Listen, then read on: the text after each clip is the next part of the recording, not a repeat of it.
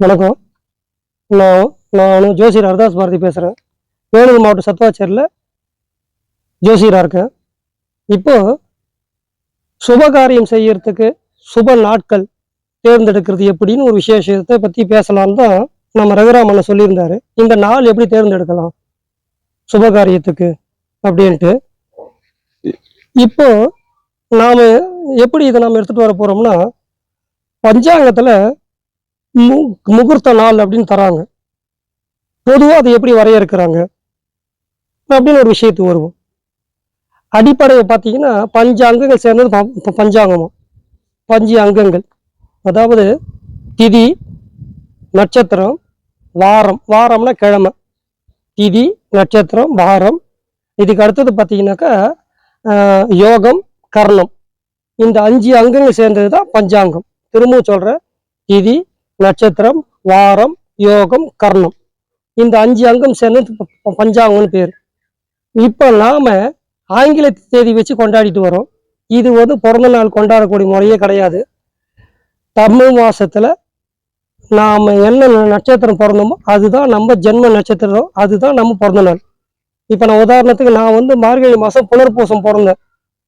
எனக்கு மார்கழி மாசம் புனர்பூசம் நட்சத்திரம் என்னைக்கு வருதோ அன்னைக்கு தான் எனக்கு பிறந்த நாள். ஜனவரி 3 கிடையாது. ஆங்கில தேதி பிரகாரம் ஜனவரி 3 எனக்கு பிறந்த நாள். நாம தேதி வச்சு கொண்டாடிட்டு இருக்கோம். நிறைய பேர் இன்னைக்கு அப்பதான் செஞ்சுட்டு இருக்கோம். இது வெளிநாட்டு கலாச்சாரம். நைட்டு 12 மணிக்கு மெசேஜ் அனுப்பு, நைட்டு 12 மணிக்கு ஃபோன் பண்ணி வாழ்த்து சொல்றது, இதெல்லாம் நம்ம கலாச்சாரம் கிடையாது. அசுர தேவதைகளும் துர்தேவதைகளும் துஷ்ட சக்திகளும் வளர்த்தக்கூடிய டைம் தான் அது. நாம என்ன துர்சக்தியானா அன்னைக்கு வாழ்த்து சொல்றது நமக்கு? சிந்திச்சு பாருங்க. அதனால தான் கோயில் நடையெல்லாம் சாத்துறாங்க. கோயில் நடைய சாத்தி துஷ்ட நடமாட்டம், துர்தேவதைகள், துஷ்ட சக்திகள், சில மாந்திரிகம் செய்யக்கூடிய துஷ்ட தேவதைகள் வச்சு வழிபாடு பண்றவங்களாம் அந்த அர்த்தராத்திரி பூஜையெல்லாம் செய்யறவங்களாம் இருக்காங்க. தனி அது காபாலிகள் பேர் அவங்களுக்கு. அகோரிகள் சொல்லுவாங்க. அவங்க வழிபாடு நமக்கு உதவாது. நாம துஷ்ட வழிபாடு பண்றது கிடையாது, சாந்த மூர்த்தியாக தான் வழிபாடு பண்ணணும். அப்போ நம்ம அர்த்தராத்திரியில நாம பிறந்த நாள் கொண்டாடுறோம். நாமெல்லாம் அப்படின்னா அசுர தன்மை தான் நமக்கு அதிகமாகிறதுக்கு காரணமே இதுதான். சூரிய உதயத்தை பார்த்துட்டு பிரம்ம முகூர்த்தத்துல நம்ம நட்சத்திரம் வந்த அன்னைக்கு நீங்க போயிட்டு வழிபாடு பண்ணி அன்னைக்கு கோயில்ல போயிட்டு வழிபாடு பண்ணக்கூடிய விசேஷங்கள் தான் பிறந்த நாளுக்கு உண்டான நியாயமான விசேஷம். அதுவும் இன்னைக்கெல்லாம் ஒரு கேக்கை வெட்டுறோம். ஒரு வெட்டுறது ஒரு விழாவா? ஒரு வயசை வெட்டுறோம் அப்படிலாம் கிடையாது. அன்னைக்கு நீங்க அன்னதானம் பண்றப்ப அபிவிருத்தி ஆவீங்க. நிறைய தான தர்மம் பண்ணுங்க. நீங்க பிறந்ததை சந்தோஷமா கொண்டாடுங்க. நீங்க பிறந்ததே வெட்டி கொண்டாடாதீங்க. கேக்கு வெட்டுற கலாச்சாரம்லாம் நமக்கு உதவாது. நாம விழாக்கள் கொண்டாடுற மாதிரி இதை நான் பிறந்த தினத்தை கொண்டாடினா எந்நாளும் திருநாளாவே இருக்கும். எல்லா நாளும் திருநாள் தான். அன்னைக்கு போய் கோயிலில் போயிட்டு ஒரு அபிஷேக ஆராதனை பண்றது, இல்லை அன்னைக்கு அன்னதானம் பண்றது, கோயில்ல அன்னதானம் பண்ற இடத்துல நாம தானங்கள் கொடுத்துட்டு வரலாம். இங்க ஒரு விஷயம் சொல்றோம், இப்ப லவண தானம்னு ஒண்ணு இருக்கு, உப்பு தானமா கொடுக்கறதுன்னு ஒண்ணு. இந்த மாதிரி மடப்பள்ளியில சமையல் பண்றவங்க கிட்டலாம் உப்பு தானமா கொடுத்தா லட்சுமி கடாட்சம் பெருகுமோ, இப்படி ஒரு வழி சொல்லியிருக்காங்க. அன்னைக்கு நீங்க இதை செயல்படுத்தலாம். இப்ப பிறந்த நாளை பத்தி நாம பேசிட்டோம். நட்சத்திர பிரகாரம் தான் கொண்டாடணும். எந்த மாசம் பிறந்தமோ, எந்த நட்சத்திரம் பிறந்தோம், தமிழ் மாசத்துல இதை வச்சு கொண்டாடுவோம். மார்கழி புனர்பூசம்னா மார்கழி மாசம் புனர்பூசம் என்னைக்கு வருதோ அன்னைக்கு தான் என் பிறந்த நாள். ஜனவரி 3 கிடையாது. இது பிறந்த நாள் வச்சு கொண்டாடுறோமா? இப்போ திதிய நட்சத்திரத்தை வச்சுதான் இப்போ விழாவே நாம கொண்டாடுறோம். முகூர்த்தமே அப்படிதான் வைக்கணும். அப்போ பஞ்சாங்கத்துல பாக்குறப்போ 21 விதி சொல்றாங்க ஒரு முகூர்த்தத்தை தேர்ந்தெடுக்க. இப்ப அந்த 21 விதியை நான் சொல்ல போறது இல்லை. இப்போ சும்மா 1, 2 நம்ம டச் பண்ணி பார்ப்போம் எப்படி எடுக்கிறாங்கன்ட்டு. உல்கா அப்படின்னு ஒண்ணு போடுவோம் பஞ்சாங்கத்தை. உல்கா அப்படின்னாக்கா, இப்ப இந்த பராப வருஷம்னு இது தமிழ் வருஷத்து பேரு. இந்த வருஷத்துல சூரிய கிரகணம், சந்திர கிரகணம் பிடிக்கிற நட்சத்திரம்னு ஒண்ணு இருக்கும். அதுக்கு ஜென்மம், அணுஜென்மம், திருஜென்மம்னு இருக்கும். உதாரணத்துக்கு புனர்பூச நட்சத்திரத்துல ஒரு சூரிய கிரகணம், சந்திர கிரகணம் வருதுன்னா அதுக்கு 9வது நட்சத்திரம் பார்த்தீங்கன்னா அணுஜென்மம்னு வரும். ஜென்மம், அணுஜென்மம்னு. அப்ப என்னன்னா புனர்பூசம்னா அடுத்தது விசாகம் அணுஜென்மமா வரும். புனர்பூசம், விசாகம், இதுக்கு அடுத்து திருஜென்மம்னு பேர், 3வது ஜென்மம். அப்போ புனர்பூசம், விசாகம், பூரட்டாதி, திருஜென்மமா வரும். இது 3மே குருவுடைய நட்சத்திரம்னு பேர். இப்போ உதாரணத்துக்கு இந்த நட்சத்திரத்துல ஒரு சூரிய கிரகணம் சந்திர கிரகணம் வந்துச்சுன்னா அதுல இருந்து 9வது நட்சத்திரம், திருப்பி அதுல இருந்து 9வது நட்சத்திரம். அப்போ 9 27 வரும். கூட்டி பாருங்க, மொத்த நட்சத்திரம் 27 தான். அப்ப ஜென்மம், அணுஜென்மம், திருஜென்மம். இப்போ அஸ்வினி, மகம், மோகனம், ஜென்மம், அணுஜென்மம், திருஜென்மம். ஆயிலும் கேட்டை, ரேவதி, ஜென்மம், அணுஜென்மம், திருஜென்மம். இந்த மாதிரி வரும். எந்த நட்சத்திரத்துல இருக்குதோ அந்த ஜென்ம நட்சத்திரம், அணுஜென்ம நட்சத்திரம், திருஜென்ம நட்சத்திரத்தை என்னதான் விசேஷமா நட்சத்திரமா இருந்தாலும் அந்த வருஷத்துல சூரிய கிரகணம் சந்திர கிரகணம் பிடிச்சதால அது தோஷமான நட்சத்திரம் ஒதுக்கி வச்சிருவாங்க, முகூர்த்தம் வைக்க மாட்டாங்க. இது எத்தனை பேர் தெரியும்? அதனாலதான் முகூர்த்தத்தை கேலண்டர்ல வட்டம் போட்டுக்கிறத பார்த்து, தாலி செம்பிள் தொங்கறத பார்த்தெல்லாம் முகூர்த்தம் வச்சிடாதீங்க.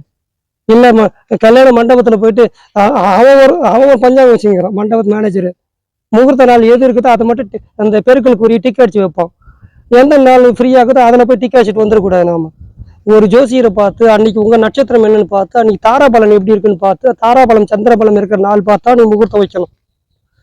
இன்னைக்கு இதெல்லாம் எத்தனை பேர் பயன்படுத்துறாங்க தெரியல. ஏன்னா ஜோசியரை பார்த்தா செலவாகி போறது, அவனுக்கு வேற காசு கொடுக்கணுமேட்டு இவங்களே போயிட்டு மண்டபத்து மேனேஜர் ஒரு பஞ்சாங்கம் வச்சுக்கிறான்.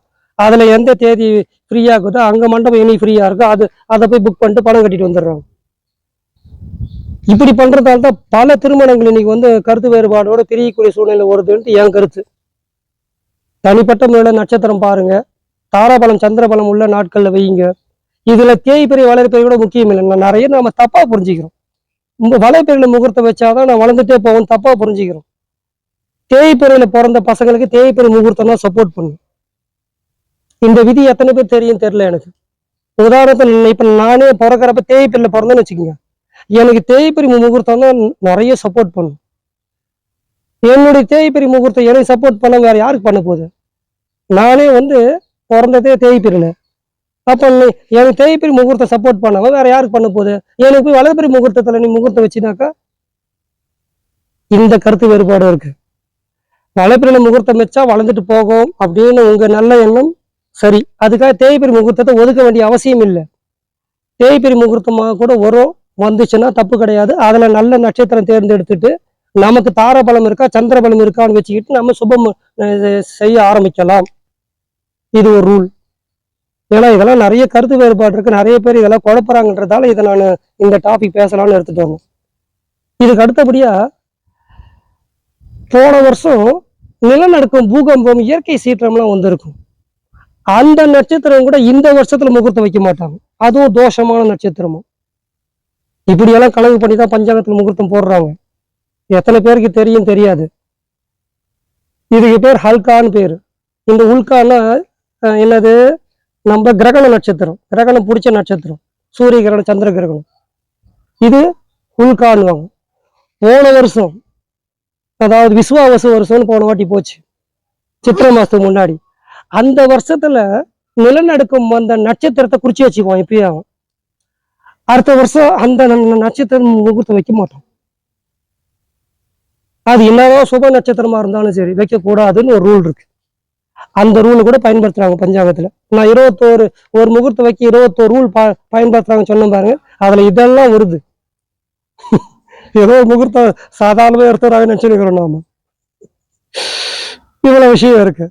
அதனாலதான் இந்த கேலண்டர்ல வர முகூர்த்தத்துக்கும் பஞ்சாங்கத்துல வர முகூர்த்தம் நிறைய வித்தியாசம் இருக்கும். சிலது கேலண்டர்ல தாலி சிம்பிள் போட்டு முகூர்த்த நாள் போட்டுட்டு இருப்பான். ஏன்னா அவனை பொறுத்த வரைக்கும் நட்சத்திரமும் திதியும் நல்லா இருந்தா, நல்ல கிழமை வந்தா அது விசேஷம் போட்டுருவோம். பஞ்சாங்கத்துல அந்த மாதிரி போட மாட்டாங்க. ஏன்னா அது போன வருஷம் நல்ல நாள் இருந்தாலும் அது பூகம்பம் வந்த நட்சத்திரம் இருந்தாலும் அதை மட்டும் விளக்கிட்டு இருப்போம். நம்மளால கேலண்டர்ல முகூர்த்தம் போட்டோம், நித்ரா கேலண்டர் ஆப்ல எல்லாம் முகூர்த்தம் இது நமக்கு பஞ்சாங்கத்தில் கொடுக்கலையேன்னு நாம தேடி உட்காந்துப்போம், மண்டையை போட்டு பிச்சுட்டு இருப்போம். யோகம் கரணம் சரியில்லைன்னா முகூர்த்தம் வைக்கலன்றது இது பொது ரூல், எல்லாருக்கும் பொருந்தும்.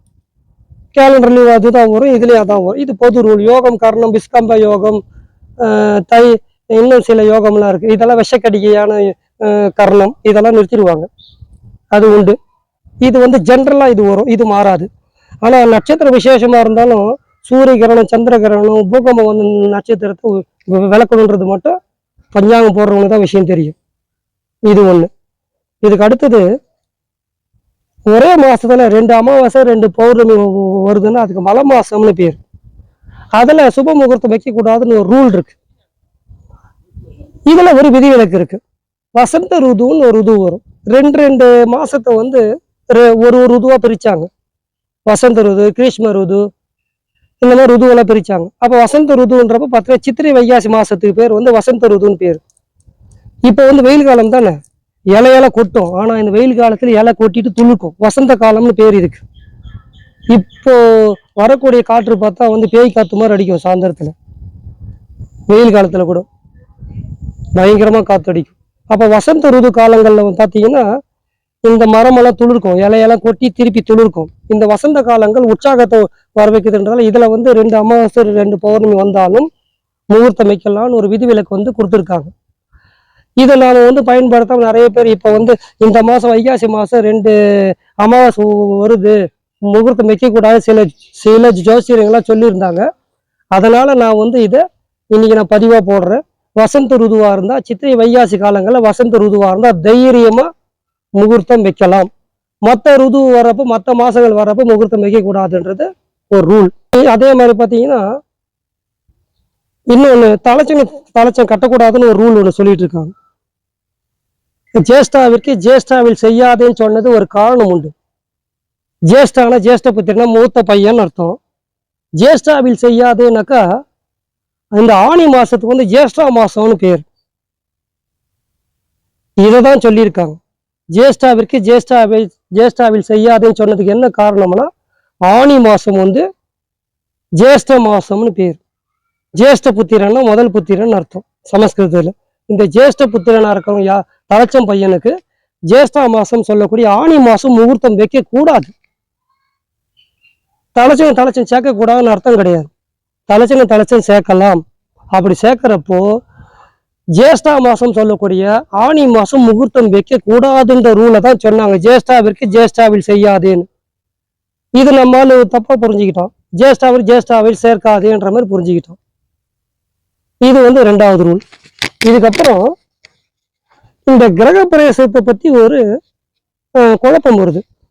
எந்தெந்த மாசம்லாம் கிரக பிரவேசம் செய்யலாம் அப்படின்னு ஒரு மாசம். செய்யலாம்ன்றதை விட செய்யக்கூடாதுன்ற விஷயத்தை நாம் தெரிஞ்சுக்கணும். 4 மாசம் வந்து வருஷத்துல கிரக பிரவேசம் பண்ணக்கூடாது. அது என்னென்ன மாசம்னா ஆனி மாசம், அப்புறமேட்டு பார்த்தீங்கன்னா ஆடி மாசம், மார்கழி, புரட்டாசி, பங்குனி. முக்கியமா 4 மாசம் தான் நான் சொல்லுவேன். ஆனி, புரட்டாசி, மார்கழி, பங்குனி. இந்த 4 மாசத்துல கிரக பிரவேசம் செய்யக்கூடாது. ஏன் சொன்னாங்கன்னா இந்த 4 மாசத்துல வாஸ்து நாள் வராது. வாஸ்து நாள் வராத மாசத்துல கிரக பிரவேசமோ பூமி பூஜையோ பண்ணாதீங்கன்னு ஒதுக்கி வச்சாங்க. இதான் ரூல். அப்போ கல்யாணம் பண்ணலாமான்னு ஒரு கேள்வி வரும். கல்யாணம் பண்ணலாம், அதுக்கு 2 மாசம் மட்டும் கொடுத்துருக்காங்க. ஆனி மாசம் பங்குனி மாசம் கல்யாணம் பண்ணலாம். பங்குனி மாசத்துல தான் வந்து பங்குனி உத்திரம்னு வரும். சுவாமி அம்பாள் எல்லாரும் திருக்கல்யாணம் நடக்கிற மாசமே பங்குனி மாசம் தான். பங்குனி மாசம் திருமணம் பண்ணலாம். ஆனி மாசம் திருமணம் பண்ணலாம். தலைச்சேனா சேர்க்கிறப்போ ஆனி மாசம் முகூர்த்தம் வைக்கக்கூடாது. இந்த வித்தியாசத்தை மட்டும் புரிஞ்சு ஜேஷ்டாவில் சேர்க்காதுன்னு சொன்னது தலைச்சம் பையன் தலைச்சம் பொண்ணு சேர்க்கிறப்போ ஆனி மாசம் முகூர்த்தம் வைக்கக்கூடாது. இந்த ரூல் விதிவிலக்கு. ஆனால் ஆனி மாசம் பொதுவாக முகூர்த்தம் செய்யலாம். பங்குனி மாசம் முகூர்த்தம் செய்யலாம். இந்த புரட்டாசி இந்த மார்கழி மாசம் ஏன் ஒதுக்குனாங்க அப்படின்னாக்கா புரட்டாசி மாசம் வந்து என்ன சொல்றது இரணியன் வதம்னு ஒன்று சொல்லுவாங்க. மார்கழி மாசம் பார்த்தீங்கன்னா 18 நாள் போர் உருவானது. மார்கழி மாசம்னா பாரத போர் உருவான மாசம். அதனால இதை வந்து ஒதுக்கிடணும் அப்படின்ட்டு சொல்லியிருக்காங்க. இந்த புரட்டாசியும் மார்கழியும் சுபகாரியம் பண்ணக்கூடாது, கிரக பிரவேசமும் பண்ணக்கூடாது. நல்லா புரிஞ்சுக்குங்க. வருஷத்துல 4 மாசம் கிரக பிரவேசம் பண்ணக்கூடாதுன்னு சொன்னோம். அதுல ஆனி, புரட்டாசி, மார்கழி, பங்குனி. ஏன் பண்ணக்கூடாதுன்னா இந்த 4 மாசத்துல வாஸ்து நாள் வராது அப்படின்றதால வாஸ்து சம்பந்தமான பூமி பூஜையோ கிரக பிரவேசம் பண்ணக்கூடாதுன்னு ஒதுக்கி வச்சிருக்காங்க. அதுல 2 மாசம் கல்யாணம் பண்ணலாம். ஒன்று ஆனி மாசம் பண்ணலாம், இன்னொன்று வந்து பார்த்தீங்கன்னாக்கா பங்குனி மாசம் பண்ணலாம். கல்யாணம் மட்டும் பண்ணலாம். இந்த மார்கழி புரட்டாசி எதையும் பண்ணக்கூடாதுன்னு ஒதுக்கிட்டாங்க. இவ்வளவுதான் ரூல். இதை மட்டும் மனசுல வச்சுக்கிட்டு நல்ல நாள் தேர்ந்தெடுத்து நீங்க சுப காரியங்கள்லாம் பண்ணிக்கலாம். இப்ப நான் சொன்ன ரூல் எல்லாம் பஞ்சாங்கத்தை வச்சு ஃபாலோ பண்றாங்க. பஞ்சாங்கத்தை வச்சு நாள் எடுக்கிறப்ப ஜோசியரை பார்த்து எடுக்கிறப்பதான் நல்ல நாள் எடுத்து கொடுப்பாரு. இல்ல சந்தர்ப்ப சூழ்நிலை நீங்களே ஒரு விஷயம் பண்ண போறீங்க, சின்ன ப்ரோக்ராம் தான் அது, சின்ன ஃபங்க்ஷன் தான் அதுன்றப்ப பாத்தீங்கன்னா பஞ்சாங்கத்தை ஒரு அடிப்படையா வச்சுக்கோங்க. அதெல்லாம் நல்ல முகூர்த்தத்தை தேர்ந்தெடுத்து கூட எடுத்துக்கலாம். 90% ஜோசியரை பார்த்து எடுக்கிறதா நல்லது. ஏன்னா ஒரு டாக்டரை பார்த்து ஒரு ட்ரீட்மெண்ட் எடுக்கிறதுக்கும் நாமளாம் மெடிக்கல் ஷாப்பில் போய் மாத்திரை வாங்கி சாப்பிட்றதுக்கும் வித்தியாசம் இருக்கு. அந்த மாதிரி தான் இது. நீங்களா ஒரு நல்ல நாள் தேர்ந்தெடுத்து நீங்க சுபகாரியம் செய்யறதுக்கும் ஒரு ஜோசியரை பார்த்து தேர்ந்தெடுத்து ஒரு சுபகாரியம் செய்யறதுக்கும் வித்தியாசம் இருக்குன்னா நீங்க எப்படி இது எடுத்துக்கணும்னா, ஒரு உடல் உபாதைக்கு மெடிக்கல் ஷாப்பில் நீங்களா போய் மருந்து வாங்கி சாப்பிட்றதுக்கும் டாக்டர் கன்சல்ட் பண்ணி அவரு எழுதி கொடுக்குற மருந்தை வாங்கி சாப்பிட்றதுக்கும் எவ்வளவு வித்தியாசம் இருக்கோ அந்த வித்தியாசம் நீங்க அதை புரிஞ்சுக்கணும். அதனால நல்ல நாள் தேர்ந்தெடுங்க. நல்ல நாள் உதவுற மாதிரி அண்ணன் தம்பிக்கும் உதவ மாட்டான்னு சொல்லுவாங்க.